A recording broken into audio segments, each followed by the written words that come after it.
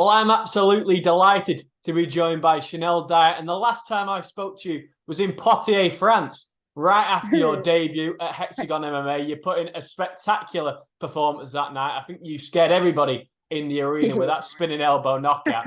Life must have been absolutely crazy for you since then. Literally, like straight after that, I had that fight. Like my phone is blowing up. Like I got so much hype after that fight. I literally thought I was famous. Like I got so much attention. Like I got professional fighters from so many different organizations messaging me, bigging me up, social media pages.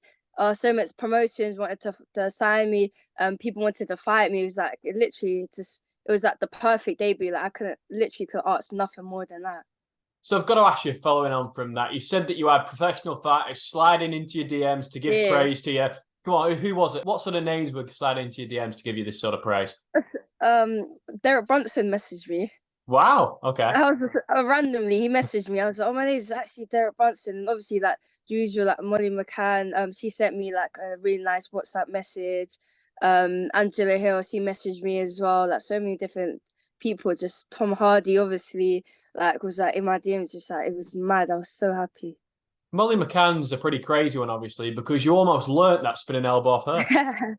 Not gonna lie, I actually went to Liverpool for a week. I trained with her in that February, and then and she actually nearly got me with that elbow. Obviously, it was that playful sparring, but then she nearly got me with that elbow. So I basically just copied it off of her. And the mad thing about that elbow was like I'm not a huge fan of like spinning stuff. Like I'm like, oh, spinning stuff works when it works, but most of the time it doesn't. And then like a week before my fight, I think that's when Shevchenko lost the fight from throwing a spinning back kick. So I was like to my friends, this is why spinning stuff doesn't work. And then a week later, I won my fight by spinning back elbow. And I was like, okay, it does.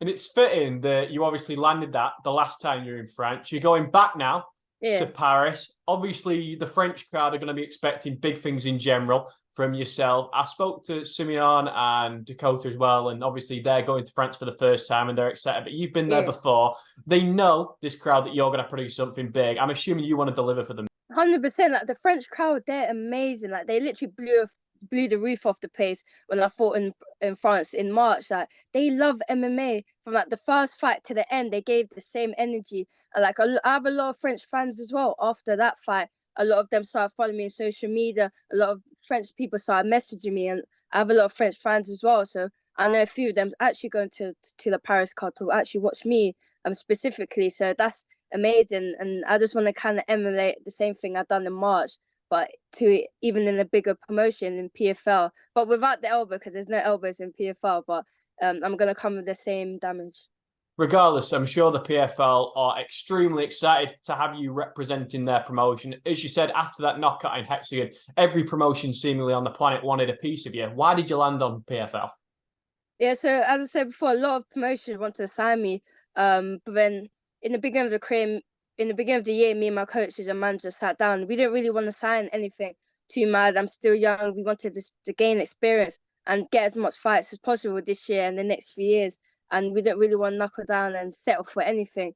A lot of organizations wanted to sign me. Then PFL came on the table, and obviously PFL in the name itself is that the biggest promotion in the world. So I really wanted to fight for them regardless. But then I sat with my coaches and just like eyed out our plan. And PFL came with like a proposition that I really couldn't say no to. Like for me, I'm only 22 years old. I have ages in this game as well, and I don't want to rush anything. I just want to take small steps to make it to the big leagues and make it as the best fight in the world. And I can really do that within PFL. I'm fighting obviously in the undercard in Paris and the undercard in Dublin, and then I'll be in the European tournament next year. Then I'll go on to the American tournament. Then I can do pay-per-views and carry on doing the tournaments. So I'm gonna be the best in the world following the structure in PFL. So that's one of the things I really like about PFL. I can really grow within the promotion and a sense of security as well, because I know when I'm fighting, and it's not like I'm chasing fights. I might fight once a year, twice a year. I know I'm gonna fight these 3 times in a year, and I know I can be my best in those 3 points of the year. So PFL is 100% the one for me. And obviously, the moment you signed for PFL, European MMA on Twitter exploded with the news Yeah. that you'd made that big signature. But in the month prior, you were in Canada. So what were you doing out there? I was literally chill. Like, not gonna lie, I signed the contract for PFL. The second I knew I was signing for PFL, I booked a holiday to Canada like 2 weeks later because I knew that stuff would get hectic. Like it was gonna get announced after when I came back from Canada, and stuff would get hectic from there. So I just literally went to Canada for like a breather. Half my family lived there. Got to chill with them, and actually got to train in TriStar. Just like I'm a huge advocate of training in different places and catching so many different techniques from different people. So I went to TriStar in Canada, met GSP as well. He's a legend. Trained with Faraz Zahabi. Got so much. He elevated my jiu-jitsu so much. Just spending 4 weeks there. So hopefully I'm gonna try to go there next year. So Canada was an amazing trip away. And the second I landed, the day after they announced I got signed with PFL and everything kind of like blew up. And then I knuckled down from there. I knew I was fighting soon, so basically started fight camp straight off the bat. That leads me on to the next question. You mentioned George St. Pierre there. Obviously, I'm assuming that he probably saw you knock out at some point. Did he have any Yeah. advice for you? I'm not gonna lie, I was kind of nervous because obviously it's GFP in it. So I was kind of, but he was so nice. He actually came up to me because I was just waiting for my turn for a photo, and obviously I had to kind of big up myself. I'm like, I've got spinning back elbow, showed him. I'm like, I just got signed for the PFL, and he was really nice. I said you're like an inspiration to me and other fighters as well. I want to do what you're doing, create such an impact that you've done, and I want to do that as well. And he was just like really nice. And he trained with us as well every Mondays. He was in the car, just being around him, like energy wise, just really like lifted me up. Like being a closer role model like that on the same level, it's unbelievable. And now you're flying over to Paris for what's going to be a massive fight for you. Can you tell me a little bit about your opponent and how you're going to dispatch of her? Yeah, so my opponent, Lizzie, I actually saw her when I actually watched the PFL event in Newcastle in March, and I actually watched her live.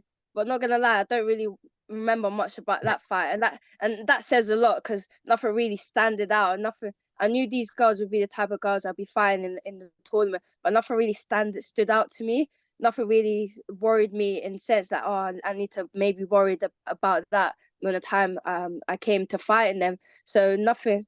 I actually watched a couple of her fights prior to this, and nothing she does really faze me in a way. She's a judo black belt. I fought a lot of judo black belts and at various shows, Polaris, Cage Rose Academy, my amateur days. And I'm really good at nullifying takedowns in judo. My wrestling is really good. My grappling is really good. Even though I'm a striker, I actually have really good grappling. I just don't use it. I prefer to be entertaining and stand and bang. That's what I want to do. So nothing she can do can really faze me.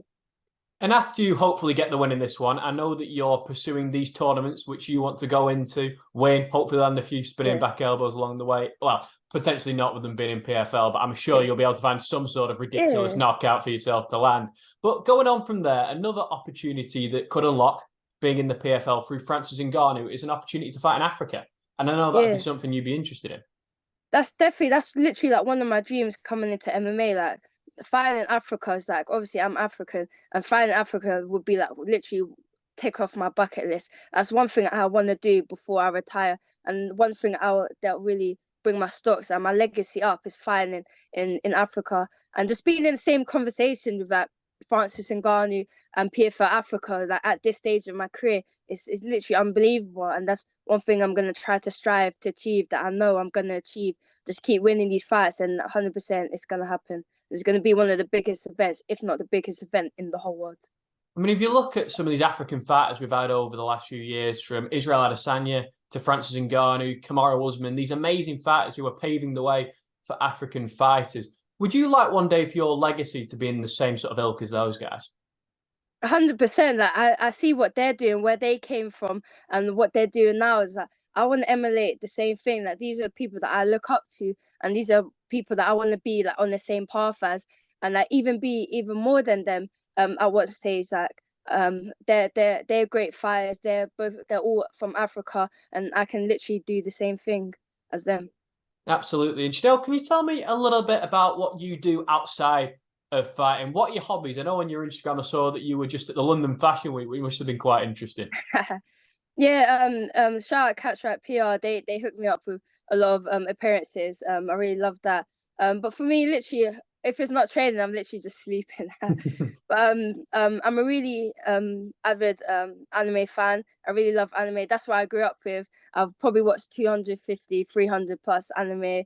I collect manga books. Like I have my belts behind me, but literally to the side of me, I have like 100 manga books. I love that drawing manga and stuff like that. So I'm really creative in that sense. I love drawing.